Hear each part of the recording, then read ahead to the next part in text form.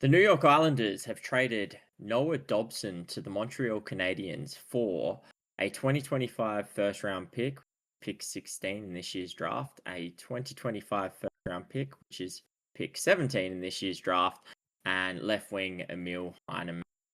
Also, something to note in this trade, the New York Islanders did Montreal a real solid and signed Noah Dobson to a contract before trading him so they could sign him for 8 years. So they signed him to an 8 by $9.5 million contract, which obviously helped get the return up a little bit. This has been a huge trade. Everyone's been waiting for. It's been on the sort of on the block for a while. Everyone's been expecting him to be moved on. And yeah, what a way to do it, Jaden. I mean, 2 first round picks, 16 and 17 in the draft. And Montreal get a bona fide top line defenseman back. Like that's huge in my eyes. I feel like this trade is massive for Yeah, teams here. yeah, it's a big cap hit, 9.5 mil. But cap going up, 3 years. This looks like a really cheap deal in that sense. So it's good for the Montreal. They're building into win now mode. They've had a lot of picks over the years and built that young depth pool. And Noel Dobson is young, but they're getting that bona fide talent instead of draft picks. In regards to the Islanders, obviously picks 16 and 17 of this year's draft, they've already been drafted. So that was Victor Eklund and Kashan Aitchison. Eklund was projected to go in top 10. This is obviously Willie Eklund's brother from San Jose.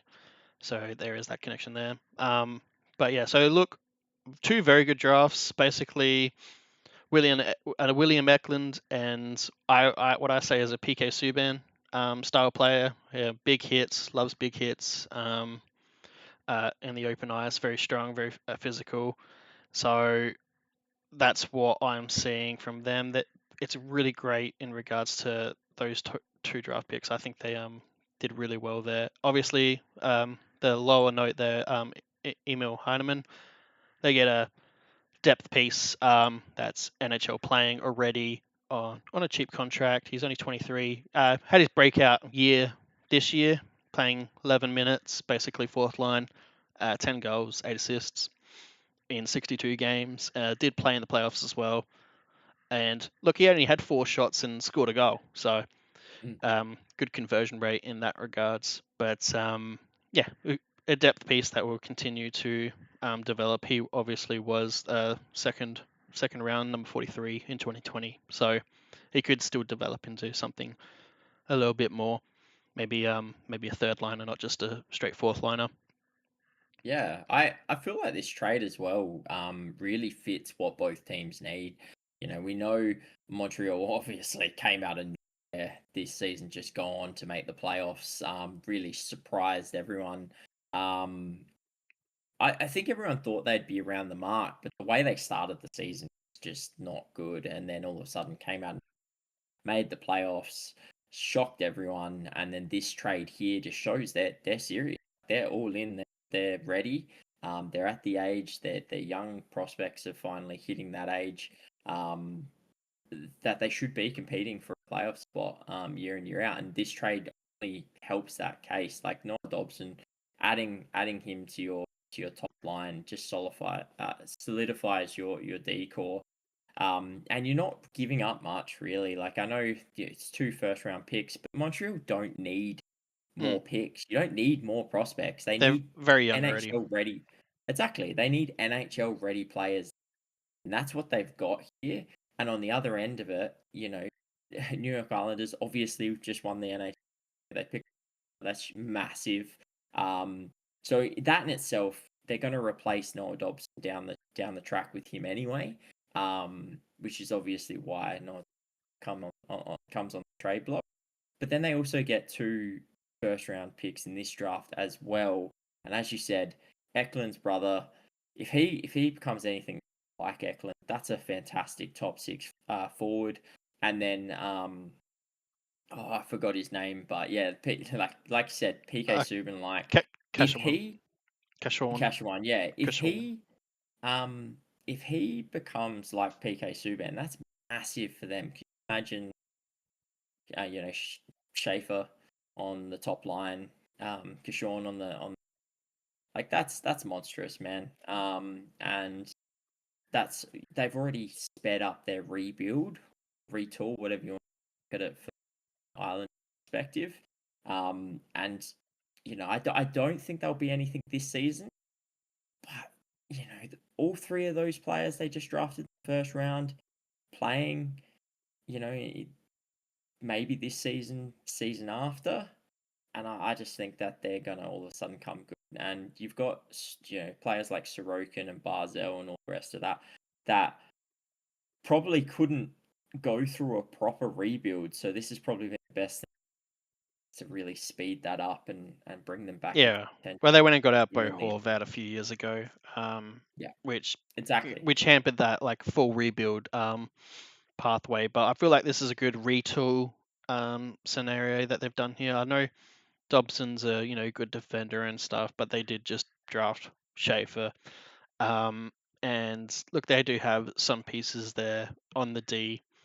I also don't think the D's always really been the concern. It's been more the forward end They with can't score. Islanders, and yeah, they can't score. Barzell for his price tag doesn't really put it in the back of the net enough. Himself anyway, he assists, but he doesn't do it himself, Yeah. and I think that's a big hamper. So having a forward like Eklund come along, add a little bit more, that helps. Both teams, honestly, are kind of well built in regards to salary cap wise. Montreal looks like New Jersey. There's a lot of 8.5 to 7 mil forwards, and they're all generally long term, and that's really well built in that sense. Nice and Especially cheap, with the cap going up. and then cap going up. So yeah, Montreal, New Jersey, they're kind of built for really long term success. They when it got a defender. Something they really needed was that bona fide defender. They've gone and got it, and the only issue I have with them is maybe their goaltending. Can Montebo step up and whatnot to make this team bona fide? And obviously New York, they've got Sorokin. Their goaltending's fine.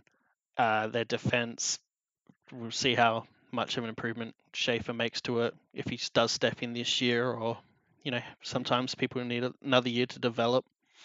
And their forward line, they got some age contracts in there, like age players with some short term contracts, like they just signed Palmieri and stuff like that. But honestly, win-win for both teams.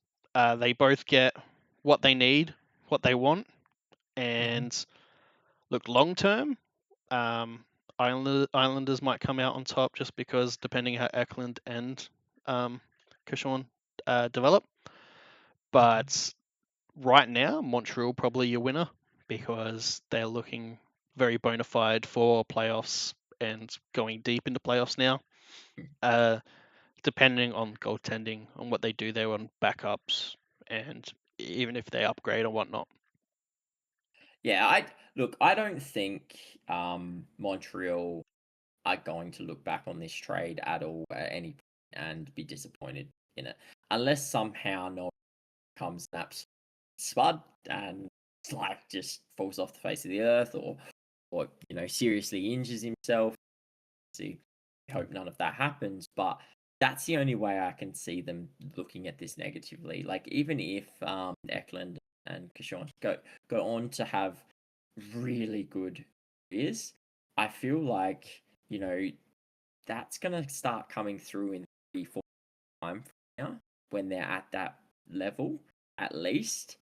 Montreal in 3-4 years time are hoping that they have been in the playoffs, made it to the second, the third, maybe even gone that full length. They're not going to be wanting two new players coming up and into the system in 4 years time and wasting those 4 years. You don't want to be wasting and the rest of that. So yeah, I think this is exactly what we need. I don't think they're going to look back on this at all at any regret it. The only way the island regret it as well, especially with Schaefer coming, they'll have the Dobson replacement, is if both of the draft picks turn out to be complete spuds. But as you said, Eklund was projected top 10. His brother's already a really solid NHL player. So if he's anything brother, he's going to really service. And yeah, Sean looks solid. He looks good. A really good player as long as he sort of follows that development. And you do have Heineman, who he is going to be a solid fourth liner. Like,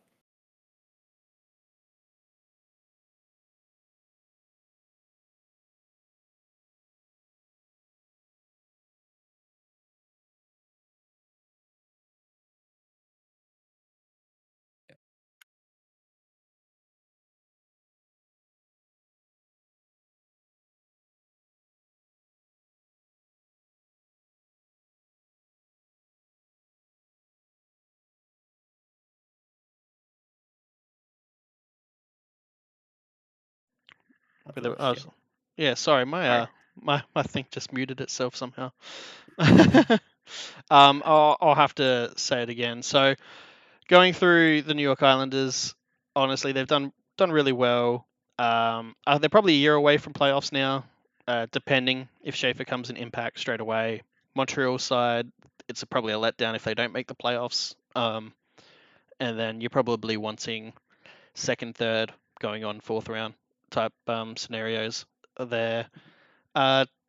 Dobson, he gets a playoff team, so it's good on his part. And Islanders getting 3 players, or two prospects, and a nice depth player. All in all, great wins. 9.5 million, a lot of money. Cap going up over the next few years. It's not going to look like that. So all in all, win-win. And it's just a hockey trade, really. And it's really well done. Yeah, it's a good trade, isn't it? Like, it's a trade you sort of see. It's no one got fleeced. We're not sitting here going, why have they done that? You're not sitting there questioning the reason that they've done this trade. Like, I feel like it's a trade for teams. It makes sense. It's a good trade for Dobson going to a team that's going to be playoffs. You would think regularly the course of his career, and obviously helping speed up that Islanders sort of retool rebuild thing. So yeah, it's a trade you love to see, really. But yeah. All right. Don't forget to like, subscribe, comment below on what you think of the trade, who won, who lost, what could have been done better. But and don't forget to just check out some of our other content. But till next time, we'll catch you guys. catches.